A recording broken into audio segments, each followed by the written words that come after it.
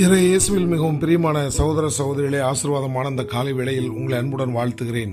இந்த நாள் இனிய நாளாக அமைய புனித மார்க் எழுதிய நற்செய்தி அதிகாரம் 10 இறை வசனங்கள் 32 முதல் 45 வரை உள்ள இறை வார்த்தைகளை இன்று நாம் தியானிக்கிறோம்.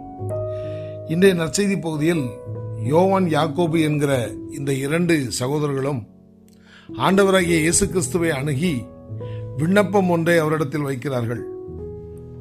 இந்த விண்ணப்பத்தை பார்க்கிற பொழுது ஒரு விதமான சுயநல நோக்கத்தோடு ஏறெடுக்கப்பட்ட விண்ணப்பமாகத்தான் இது நமக்கு தோன்றும். 12 சீடர்கள் இருக்கத்தக்க இந்த 2 சகோதரர்களும் இயேசுவை அணுகி அவருடைய வலப்பக்கத்தில் ஒருவரும் இடப்பக்கத்தில் ஒருவரும் அமரக்கூடிய அந்த உரிமையை அவர்கள் ஆண்டவரிடத்தில் கேட்கிறார்கள். நமது பார்வைக்கு இது ஒரு அர்த்தமற்ற செயல் போல தோன்றலாம். ஆனால் அவர்களுடைய இடத்திலிருந்து நாம் இந்த விண்ணப்பத்தை பார்க்கிற பொழுது அவர்கள் எந்த அளவிற்கு மேலான ஒரு காரியத்தை எதிர்பார்த்திருக்கிறார்கள், ஏங்கி இருக்கிறார்கள் என்பது நமக்கு புரிகிறது. ஆம் அன்பார்ந்தவர்களே, ஆண்டவராகிய இயேசு கிறிஸ்துவை அநேகர் உலக ஆசீர்வாதங்களுக்காகவே பயன்படுத்தினார்கள். இயேசு கிறிஸ்துவை தேடி சாறை சாறையாக வந்த மனிதர்கள் எல்லாம் அவரிடத்திலிருந்து நன்மையை பெற்றுச் செல்வதற்காக, சுகத்தை பெற்றுச் செல்வதற்காக, பல்வேறு விதமான தீய ஆவியின் பிடிகளிலிருந்து விடுதலை அடைவதற்காக என்று சொல்லி இந்த உலகம் சார்ந்த காரியங்களுக்காகவே இயேசு கிறிஸ்துவை நெருங்கி வந்தார்கள்.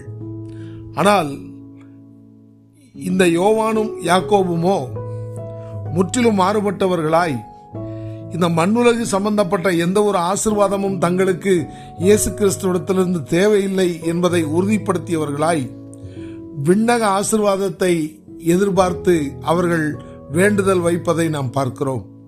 ஆம், எனக்கு அருமையானவர்களே, எதற்கு முக்கியத்துவம் கொடுத்து நாம் வாழ்ந்து கொண்டிருக்கிறோம்?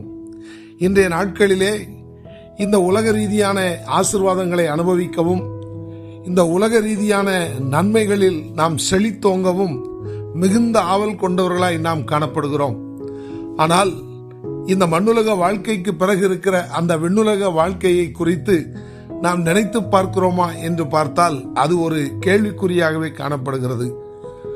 ஆம் சகோதரர்களே, எந்த ஒரு சூழ்நிலையிலும் நாம் ஆண்டவரிடத்தில் விண்ணுலகத்துக்கு அடுத்த காரியங்களை கேட்டு பெற்றுக்கொள்ளுகிற ஒரு மனப்பக்குவத்திற்கு நாம் வருவோம். ஏனென்று சொன்னால் அந்த ஆசீர்வாதம் தான் நித்தியமானது, அதுதான் நிரந்தரமானது, அதுதான் நம்மை வாழ வைக்கப் போகிறது. அப்படிப்பட்ட உன்னத ஆசீர்வாதங்களுக்காக ஏங்குவோம், எதிர்பார்ப்போம். இந்த இனிய சிந்தனையுடன் இந்த நாள் இனிய நாளாக அமைய உங்களை அன்புடன் வாழ்த்துகிறேன்.